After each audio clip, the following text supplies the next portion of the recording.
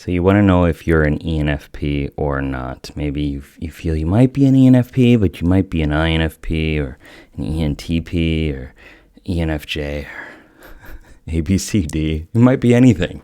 Who knows? You might be a magical dragon that has a pet cat. It could be anything. Coming up in this video, though, I'm going to tell you how you can really understand a little bit more deeply who you are and hopefully find out if you're an ENFP or not.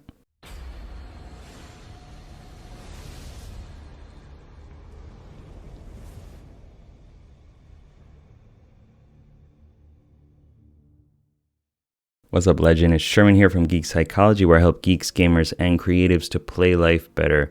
And using personality type is, in my opinion, the best way to play life better. Really understanding who you are and your strengths, your skills, your superpowers, and being able to unleash those and just do all the things that you want to do in your life is great.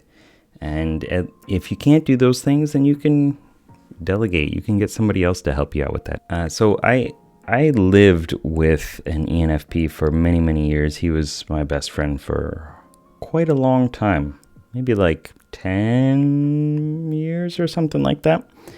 We were roommates for a long time too, and he taught me a lot about who I was and who I am and who I became, and I hopefully taught him the same. And so I feel like I have the ability to talk quite a bit about this, and I'm going to hopefully not talk too much about it, but just give you what you want.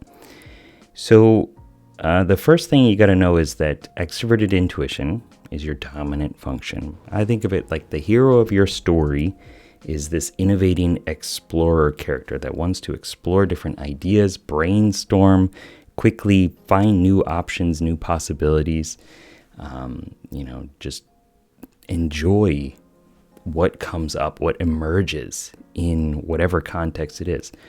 And a lot of that for me came through ideas, right? Idea space and creating memes.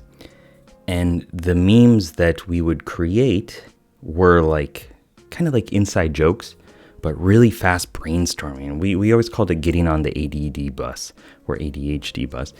And it was just like this, and then what if this, and then what if this, right? That's extroverted intuition, like taking an idea and finding another use for it, finding another possible way of creating a new story with it or doing something with it.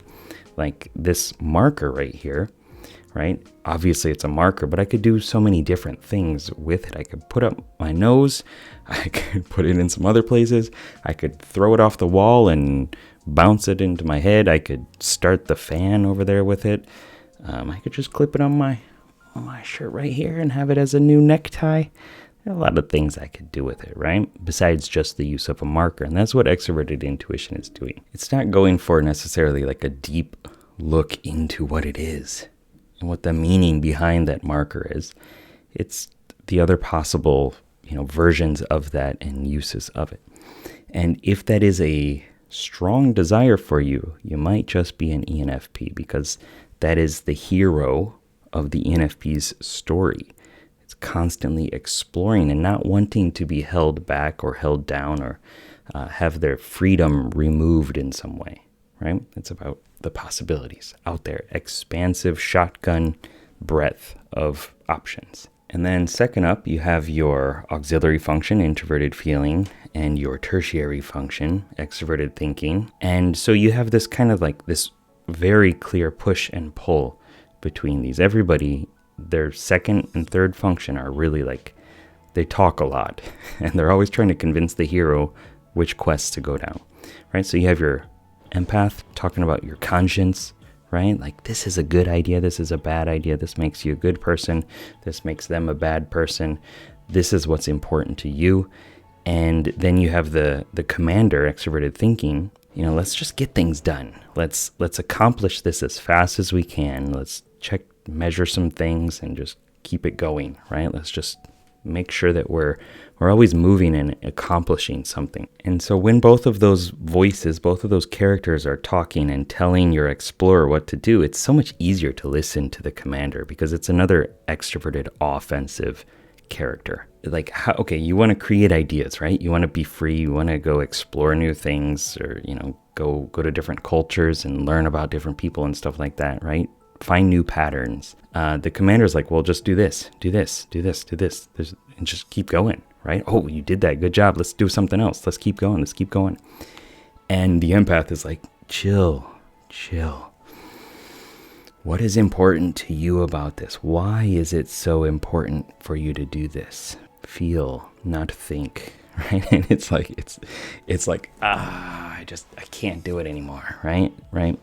And of course, this is a strength for you, but it slows you down. It funnels you down. And that doesn't necessarily feel good. It doesn't necessarily feel good until you learn to appreciate that it helps you in so many ways. Like, that's why I call it the mentor, right? It's the one that's like, it's from the other world. It's from the chaotic world. And the hero's journey, you have to leave the comfort zone of exploring and expanding and everything out there to the dragons and the challenges that are within, right? And that can be hard.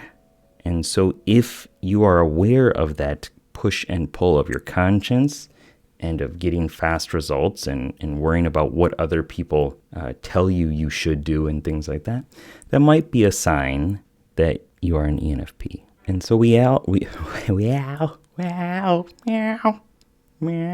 and so we all have these 8 characters that we have access to. Like, they're all characters within our story, right? But for you as an ENFP, those 3, the explorer, the empath, and the commander, talk a lot, right? They're like the main focus.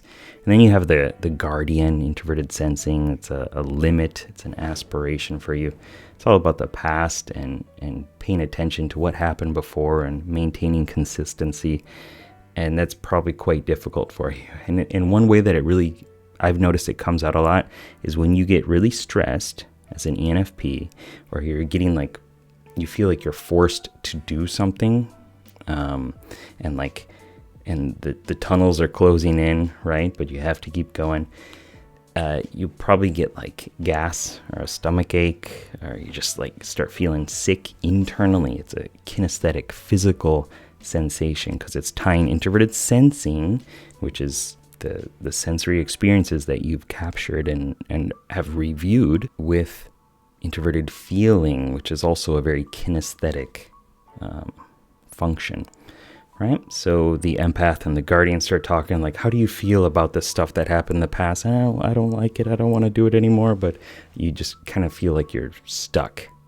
Okay, so that might be another way of checking to see if you are an ENFP.